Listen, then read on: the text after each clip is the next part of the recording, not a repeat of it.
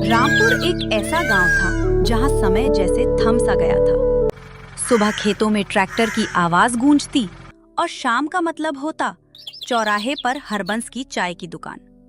गांव के बुजुर्ग, नौजवान और बच्चे सब शाम को हरबंस की दुकान पर जुटते, चाय की चुस्कियां लेते और राजनीति से लेकर खेती बाड़ी तक की बातें करते। हरबंस की दुकान पर मिलने वाला 2 रुपए का समोसा और कड़क अदरक वाली चाय ही गांव का एकमात्र मुख्य नाश्ता था। लेकिन एक दिन गांव की इस शांत जिंदगी में एक ऐसा बदलाव आया जिसने पूरे रामपुर का ढर्रा ही बदल कर रख दिया। शहर में 5 साल तक काम करने के बाद कालू वापस गांव लौटा था। वह अपने साथ सिर्फ अपना सामान नहीं, बल्कि एक बड़ा सा लोहे का तवा, कड़ाही, अजीबोगरीब सॉस की बोतलें और एक अनोखा हुनर लेकर आया था। उसने हरबंस की दुकान से ठीक 50 मीटर की दूरी पर एक खाली पड़े चबूतरे पर अपना ठेला खड़ा कर दिया और ठेले के ऊपर एक बड़ा सा चमकीला बोर्ड टांग लगा था जिस पर लिखा था, कालू की स्पेशल चाइनीज चाउमीन दुकान। चाउमीन, ये शब्द रामपुर के अधिकांश लोगों के लिए बिल्कुल नया था। कुछ बुजुर्गों ने तो इसे चौमुखा समझा, तो कुछ बच्चों को लगा कि ये कोई नया खिलौना है। जैसे ही शाम के 5 बजे कालू ने अपनी दुकान का गैस चूल्हा जलाया, कड़ाही गर्म हुई और जैसे ही उसने उसमें कटी हुई पत्ता गोभी, शिमला मिर्च, प्याज और उबले हुए नूडल्स डाले, हवा में एक ऐसी तीखी और चटाकेदार खुशबू घुली जो रामपुर वालों ने आज तक नहीं सूंघी थी। उस खुशबू का असर ऐसा हुआ कि हरबंस की दुकान पर बैठे लोग अपनी चाय छोड़कर धीरे धीरे कालू के ठेले की तरफ बढ़ने लगे। सबसे आगे थे गांव के सबसे बुजुर्ग और कड़क मिजाज के इंसान रामदीन काका। रामदीन काका ठेले के पास पहुंचे। उन्होंने कड़ाही के अंदर झांक कर देखा, जहां कालू लोहे के 2 लंबे पलटे लेकर खटखट छन छन की आवाज करते हुए नूडल्स को बना रहा था। अरे ओ कालू, का तमाशा फैलाए हो चौराहे पर? कढ़ाई में का केचुआ जैसा लंबा लंबा चीज उबाल रहे हो? और कैसी गंध आ रही है, जैसे किसी ने सिरका और तेजाब एक साथ मिला दिया हो। हमारा तो दम घुटा जा रहा है। अरे रामदीन काका, प्रणाम। आप जिसे केंचुआ कह रहे हैं वो केंचुआ नहीं है। ये शहर का सबसे मशहूर और वीआईपी खाना है। इसे चाउमीन कहते हैं काका। बड़े बड़े शहरों में साहब लोग, मेम साहब लोग शाम को लाइन लगाकर इसे खाते हैं। ये मैदे और ताजा सब्जियों से बनता है। एक बार खाएंगे तो समोसा भूल जाएंगे काका। धत तेरे की, समोसा भूल जाएंगे? अरे हमारा रामपुर सदियों से शुद्ध घी के समोसे और आलू बंडा खाकर बड़ा हुआ है। इका तुम पतली पतली रस्सियों जैसी चीज खिलाओगे? और इसे खाया कैसे जाता है? इसमें तो कोई ग्रेवी भी नहीं है, सूखी सूखी घास जैसी दिख रही है। रामदीन काका की डांट सुनकर कालू बिल्कुल नहीं डरा।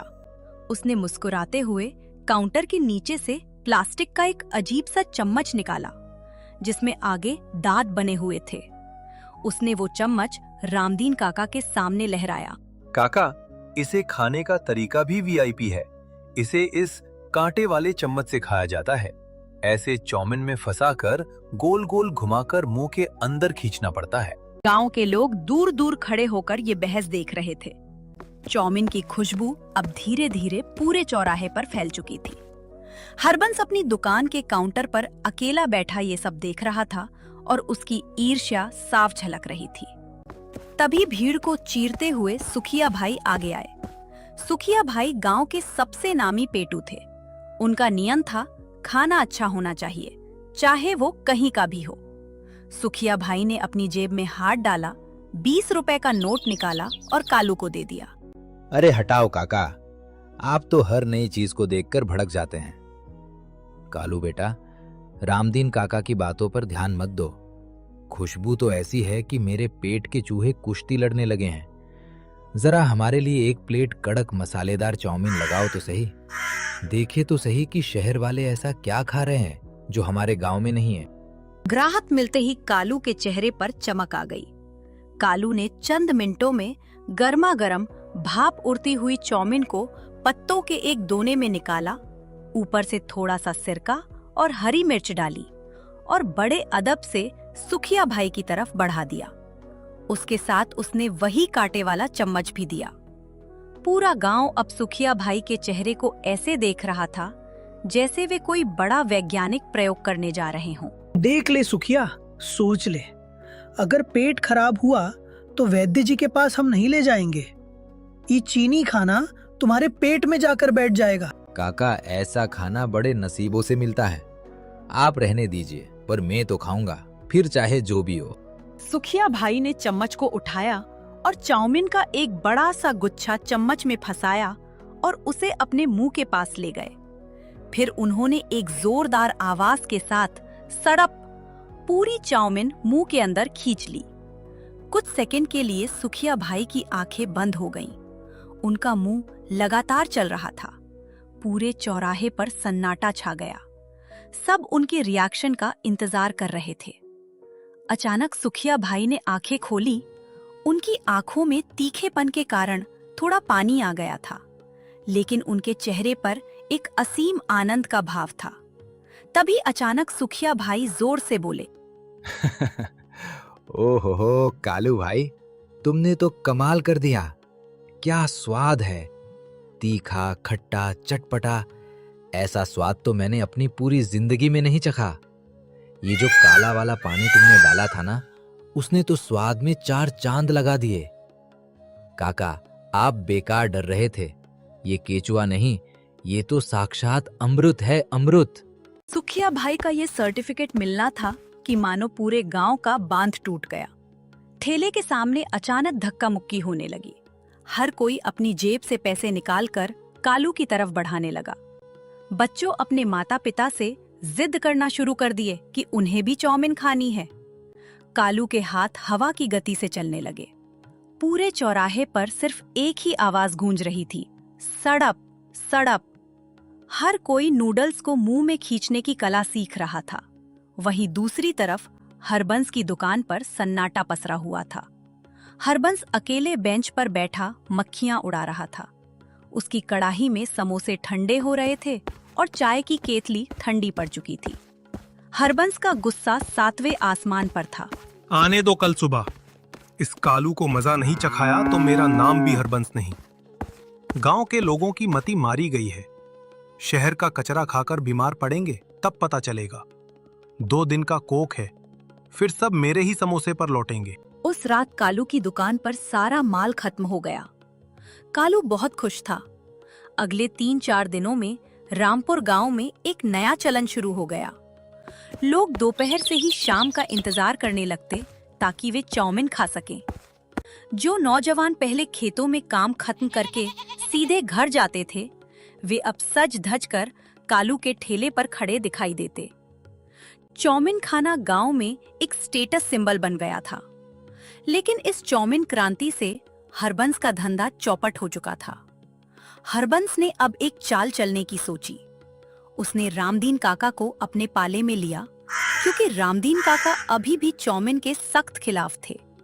एक शाम जब कालू की दुकान पर रोज की तरह भीड़ थी, हरबंस और रामदीन काका गांव के पंचायत पेड़ के पास बैठे कुछ लोगों को भड़का रहे थे। भाइयों, तुम लोग देख नहीं रहे हो? ये कालू हमारे गांव की संस्कृति को नष्ट कर रहा है। हमारे बच्चे अब घर की दाल रोटी नहीं खाना चाहते। वे दिन भर उसी मैदे के कीलों को खाने की जिद करते हैं। सुना है उस चाउमीन में जो सफेद नमक अजीनोमोटो पड़ता है, वो पेट को अंदर से गला देता है। हाँ, हरबंस ठीक कह रहा है। कल मैंने अपने पोते को देखा। वह घर पर रोटी को भी कांटे वाले चम्मच से खाने की नौटंकी कर रहा था। ये सब विदेशी साजिश है। हमारे गांव के युवाओं की ताकत कम हो जाएगी। हमें इस दुकान को बंद करवाना होगा। हरबंस और रामदीन काका की बातों का कुछ बुजुर्गों पर असर हुआ। उन्होंने तय किया कि वे इस मुद्दे को गांव के मुखिया जी के पास ले जाएंगे। अगले दिन सुबह हरबंस, रामदीन काका और 4-5 अन्य बुजुर्ग मुखिया जी की हवेली पर पहुंचे। मुखिया जी बरामदे में हुक्का गुड़गुड़ा रहे थे। उनके पास ही उनका 14 साल का पोता गोलू बैठा हुआ था। मुखिया जी, गांव में बड़ा अनर्थ हो रहा है। कालू जो दुकान खोलकर बैठा है, वो हमारे गांव के बच्चों का स्वास्थ्य खराब कर रही है। लोग घर का खाना छोड़ चुके हैं। आप कुछ कीजिए, उस ठेले को गांव से बाहर करवाइए। मामला गंभीर है। रामदीन, तुम क्या कहते हो? क्या वाकई ये चाउमीन इतनी खराब चीज है? मुखिया जी, खराब नहीं, महा खराब है। दिखने में नूडल्स जैसी, स्वाद में तेजाब जैसी। हमारे गांव की मर्यादा मिट्टी में मिल रही है। आप खुद चलकर देखिए। मुखिया जी ने कुछ सोचा और फिर अपने पोते गोलू की तरफ देखा। गोलू खुद पिछले 3 दिनों से छिपकर कालू की चाउमीन खा चुका था। गोलू ने धीरे से अपने दादाजी से कुछ कहा। दादाजी, ये सब झूठ बोल रहे हैं। चाउमीन बहुत टेस्टी होती है, आप एक बार खाकर तो देखिए। अगर आप कालू भैया की दुकान बंद करवा देंगे तो मैं खाना खाना छोड़ दूंगा। मुखिया जी अपने पोते से बहुत प्यार करते थे। उन्होंने गोलू की बात सुनी और फिर हरबंस की तरफ देखा। मुखिया जी भाप गए थे कि यह व्यावसायिक ईर्ष्या का मामला भी हो सकता है, लेकिन न्याय का नाटक तो करना ही था। ठीक है, हम आज शाम को खुद चौराहे पर आएंगे। कालू को भी बुलाया जाएगा और हरबंस, तुम भी रहना। हम खुद इस चाउमीन की जांच करेंगे और तभी कोई फैसला सुनाएंगे।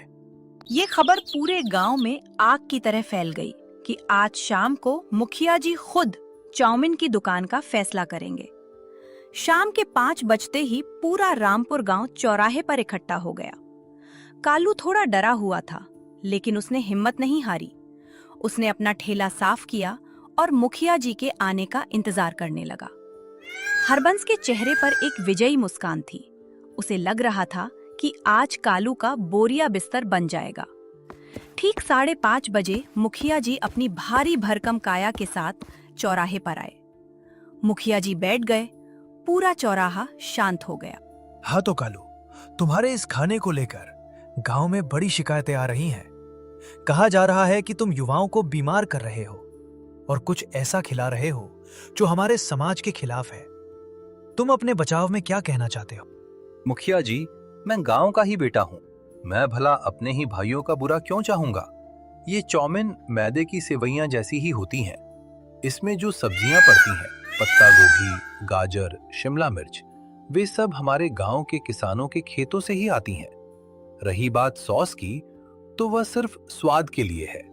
मैं चाहता हूं कि कोई भी फैसला करने से पहले आप खुद इसे चख कर देखें। अगर आपको लगे कि ये खराब है, तो मैं अभी इसी वक्त अपना ठेला यहां से हटा लूंगा। कालू की बात में सच्चाई और आत्मविश्वास था। मुखिया जी ने हरबंस की तरफ देखा, जो जोर जोर से सिर हिला रहा था। फिर मुखिया जी ने अपने पोते गोलू की तरफ देखा, जो आंखों ही आंखों में दादाजी से हाँ कहने की मिन्नत कर रहा था। ठीक है कालू, 1 प्लेट हमारे लिए भी बनाओ। हम खुद इसका स्वाद चखेंगे। कालू ने तुरंत काम शुरू किया। आज उसने अपनी पूरी जान लगा दी थी। उसने सबसे ताजा सब्जियां चुनी, नूडल्स को बिल्कुल सही तापमान पर उबाला और सॉस की मात्रा को थोड़ा संतुलित रखा, ताकि मुखिया जी को ज्यादा तीखा ना लगे। कुछ ही मिनटों में एक बेहद खूबसूरत और महकती हुई चाउमीन की प्लेट मुखिया जी के सामने पेश की गई। कालू ने कांटे वाला चम्मच मुखिया जी के हाथ में दिया। मुखिया जी को समझ नहीं आ रहा था कि इससे नूडल्स कैसे उठाएं। ये देखकर सुखिया भाई खुद को रोक नहीं पाए। मुखिया जी, चम्मच को ऐसे सीधा मत मारिए, उसे थोड़ा टेढ़ा करके चाउमीन के बीच में डालिए, फिर कलाई को गोल घुमाइए। हाँ, बिल्कुल वैसे ही। अब ऊपर उठाइए। पूरा गांव सुखिया भाई की इस कोचिंग को देख रहा था। मुखिया जी ने सुखिया के बताए अनुसार चम्मच घुमाया। चाउमीन का एक बड़ा सा हिस्सा चम्मच में लिपट गया। मुखिया जी ने थोड़ा संकोच किया, फिर अपने मुंह को आगे बढ़ाया और चाउमीन को अंदर खींच लिया। जैसे ही चाउमीन मुखिया जी के मुंह में गई, उनके चबाने की रफ्तार धीमी हो गई। उनके चेहरे पर पहले हैरानी के भाव आए, फिर उनके माथे की लकीरें ढीली पड़ी। हरबंस उत्सुकता से आगे बढ़ा। उसे उम्मीद थी कि मुखिया जी अभी थूक देंगे। रामदीन काका ने भी अपनी लाठी कसकर पकड़ ली, लेकिन मुखिया जी ने चाउमीन थूकी नहीं, बल्कि उन्होंने आंखें बंद करके उसे मजे से चबाया और निगल लिया।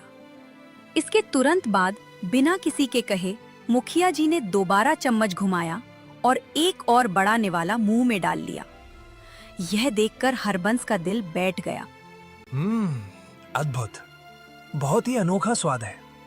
कालू, तुमने जो मसाला डाला है वो तो वाकई जीभ को सुला देता है और फिर जगा देता है। लेकिन मुखिया जी, इसके नुकसान, इसके पेट खराब होने की बात और संस्कृति का क्या? चुप रहो हरबंस, हमने तुम्हारी बात सुनी, अब हमारा फैसला सुनो। कालू की ये चाउमीन खाने में कोई बुराई नहीं है। इसमें ताजा सब्जियां हैं और स्वाद भी बेहतरीन है। रही बात पेट खराब होने की, तो ज्यादा समोसे खाने से भी पेट खराब होता है, क्यों हरबंस? और संस्कृति इतनी कमजोर नहीं है कि एक प्लेट नूडल से टूट जाए। बदलाव को स्वीकार करना चाहिए। कालू का ठेला यहीं रहेगा। मुखिया जी का फैसला सुनते ही पूरा चौराहा तालियों की गड़गड़ाहट से गूंज उठा। कालू की आंखों में खुशी के आंसू आ गए। गोलू खुशी से उछल पड़ा। हरबंस का चेहरा पीला पड़ गया और वो चुपचाप पैर घसीटते हुए अपनी दुकान की तरफ लौट गया। रामदीन काका भी भीड़ से पीछे हटने लगे। कुछ दिनों बाद जो चाउमीन कभी गांव के लिए एक विदेशी और अवांछित मेहमान थी, वो अब रामपुर की अपनी संस्कृति का एक अटूट हिस्सा बन चुकी थी। पुराने और नए के इस मिलन ने रामपुर के चौराहे को और भी जीवंत और स्वादिष्ट बना दिया था।